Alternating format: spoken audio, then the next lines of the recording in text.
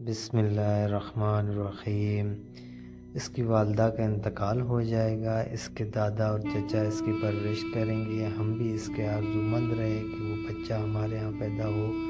اللہ تعالیٰ اسے کھلے عام ظاہر فرمائے گا اور اس کے لیے ہم میں سے یعنی مدینہ کے قبیلے خزرج میں نبی کی مددگار بنے گا۔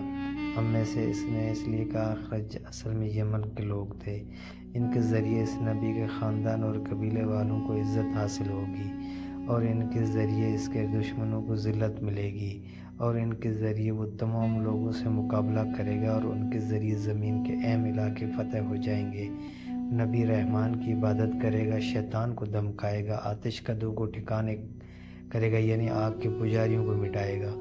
بتوں کو توڑ ڈالے گا، اس کی ہر بات آخری فرمان ہوگی، اس کے احکامات انصاف والے ہوں گے، وہ نیک کاموں کا حکم دے گا، خود بھی ان پر عمل کرے گا، برائیوں سے روکے گا، ان کو مٹا ڈالے گا۔ عبدالمطلب نے سیف بن یزن کو دعا دی، پھر کہا کچھ اور تفصیل بیان کریں۔ بات ڈھکی چھپی ہے اور علامتیں پوشیدہ ہیں، مگر اے عبدالمطلب اس میں شبہ نہیں کہ تم اس کے دادا ہو۔ عبدالمطلب یہ سن کر فوراً سجدے میں گر گئے اور پھر سیف نے ان سے کہا اپنا سر اٹھاؤ، اپنی پیشانی اونچی کرو اور مجھے بتاؤ جو کچھ میں نے تم سے کہا ہے، کیا تم نے ان میں سے کوئی علامت اپنے ہاں دیکھی ہے؟ اس پر عبدالمطلب نے کہا ہاں، میرا ایک بیٹا تھا، میں اسے بہت چاہتا تھا، میں نے ایک شریف اور معزز لڑکی آمنہ بنت وہب عبد المناف سے اس کی شادی کروا دی۔ وہ میرے قوم کے انتہائی باعزت خاندان سے تھی۔ اس سے میرے بیٹے کے ہاں ایک لڑکا پیدا ہوا، میں نے اس کا نام محمد رکھا۔ اس بچے کا باپ اور ماں دونوں فوت ہو چکے ہیں، اب میں اور اس کا چچا ابو طالب اس کی دیکھ بھال کرتے ہیں۔ اب سیف نے ان سے کہا میں نے تمہیں جو کچھ بتایا ہے وہ واقع اسی طرح ہے، اب تم اپنے پوتے کی حفاظت کرو، اسے یہودیوں سے بچائے رکھو، اس لیے کہ وہ اس کے دشمن ہیں۔ یہ اور بات ہے کہ اللہ تعالیٰ ہرگز ان لوگوں کو ان پر قابو نہیں پانے دے گا، اور میں نے جو کچھ آپ کو بتایا ہے اس کا اپنے قبیلے والوں سے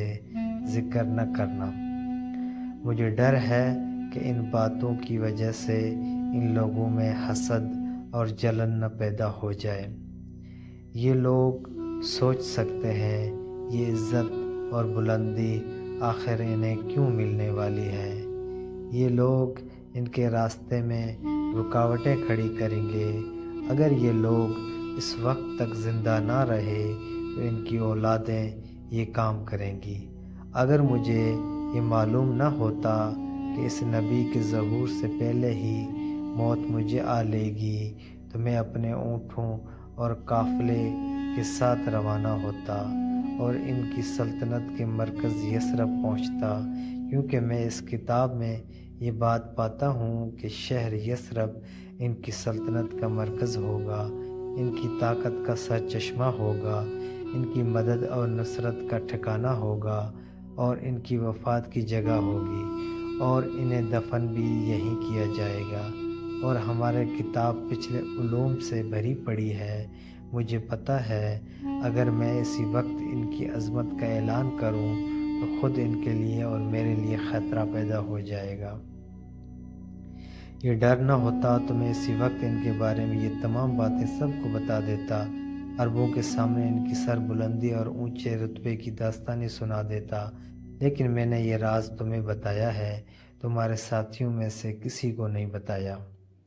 اس کے بعد اس نے عبدالمطلب ساتھیوں کو بلایا، میں سے ہر ایک کو 10 حبشی غلام، 10 حبشی باندیا، دھاری دار یمنی چادریں، بڑی مقدار میں سونا چاندی، 100 اونٹ، عنبر کے بھرے ڈبے دیے۔ پھر عبدالمطلب کو اس سے 10 گنا زیادہ دیا اور بولا سال گزرنے پر میرے پاس ان کی خبر لے کر آنا اور ان کے حالات بتانا۔ سال گزرنے سے پہلے ہی بادشاہ کا انتقال ہو گیا۔